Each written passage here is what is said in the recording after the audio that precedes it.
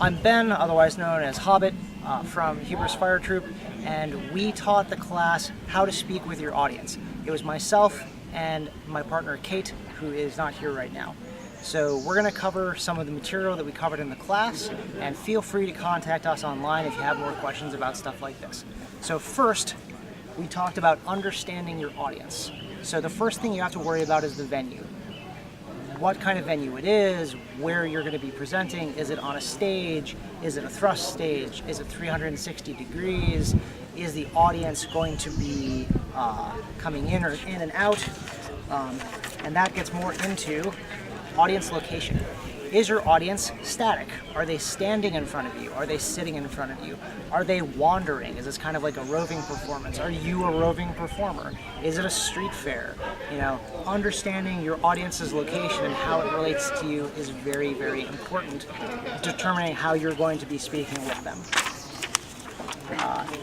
Next is your relationship with the audience. Have you performed there before? Are you a known quantity? Do they like you? Are they in a good mood? You know, if they've all come from a funeral, they're going to be sad. You're going to need to change that. That's kind of an extreme example, but that's the kind of thing that we talked about. All right, now, moving on from understanding your audience is presenting yourself.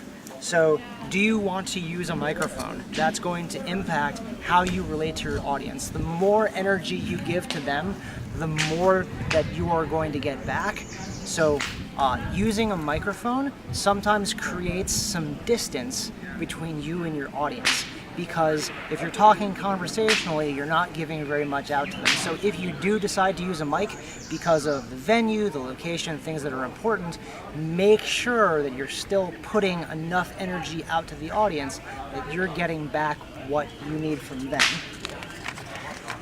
All right.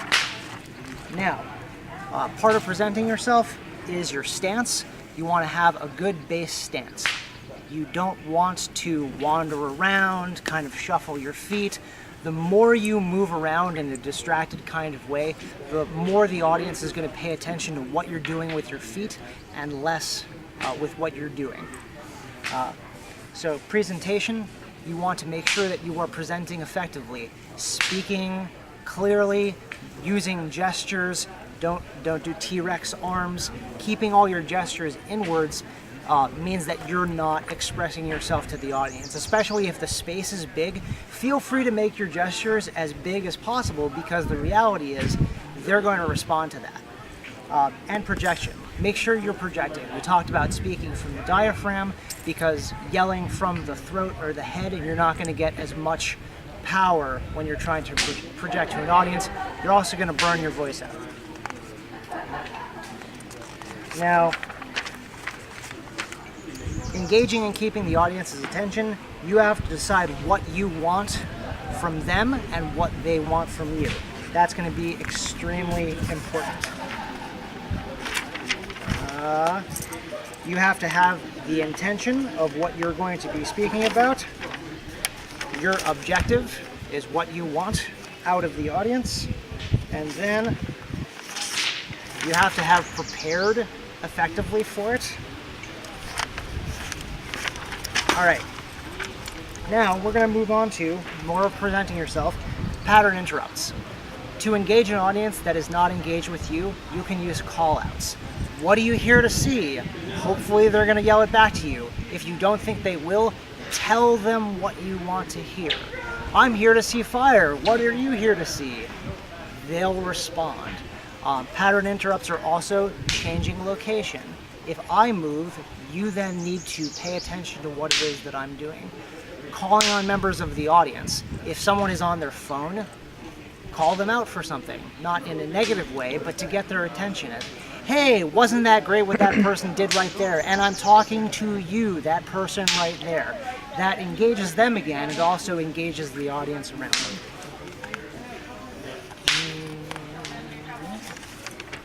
All right, now some of the most important parts, dealing with hecklers. There's always going to be hecklers. There are enthusiastic audience members, and then there are hecklers. The things you have to remember, it is your performance. You own that space, so own your performance And in the end, you can just ignore the hecklers. If it is persistent, things that you can do: turn it back on the heckler. If someone yells something to you that you can then turn back to them, it's like, I could be up there doing that. It's like, well, I don't come down to your job, or this is my show, you can have yours later. Shut it down so that the audience buys into the fact that you're still in charge, and that person is probably not going to continue the heckling. In extreme cases, you could also get venue management involved if someone's just being belligerent, but that leaves heckling and becomes something entirely different. So generally speaking, own your space, ignore it if you can, respond if you can, and it'll help the show. Otherwise, just kind of let it go. And now, the last thing we talked about was the hat pass. So don't go for, we said don't go full beggar. Don't go for the overly emotional plea.